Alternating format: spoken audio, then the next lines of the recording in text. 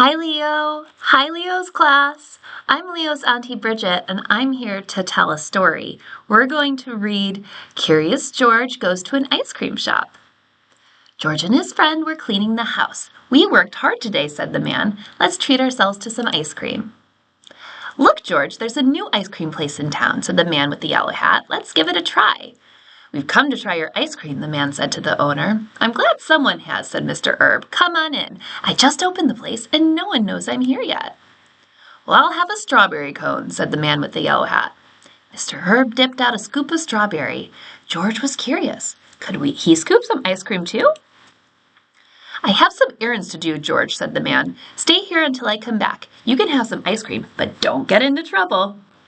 Take your time deciding, George, said Mr. Herb. I'll start on a special order that I have to fill. George couldn't make up his mind. There were so many flavors to choose from. Mr. Herb was busy filling a bowl with ice cream. This is my first big order. It's for a party and it has to be just right. Just then the phone rang. That might be another order, said Mr. Herb, and he went to answer it. The next thing you know, George had climbed onto the counter and picked up the scoop. He dipped it into the banana ice cream and put it in the bowl. Then he dug into the strawberry, the nutty walnut, the raspberry, and the chocolate. Soon there was a mountain of ice cream in the bowl.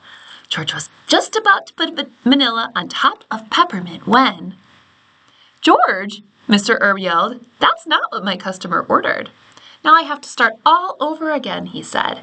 Get away from here. Mr. Herb was angry. George was scared. He ran over to the counter in front of the window. There were jars of cherries, nuts, coconut, whipped cream, and all kinds of sauces. There was even a bowl of bananas. George put some bananas in a dish.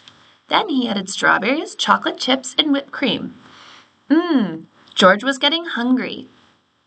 Suddenly, there was a tapping on the window. George turned around.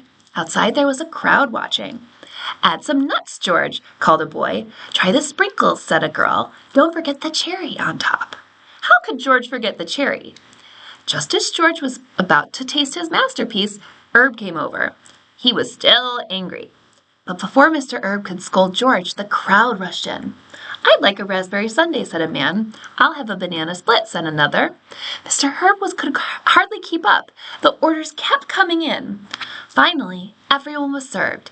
Thanks for all these customers, George, Mr. Herb said. You messed up my big order, but you sure made up for it.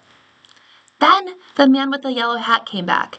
Have you finally decided what flavor you want, George? He sure did, said Mr. Herb.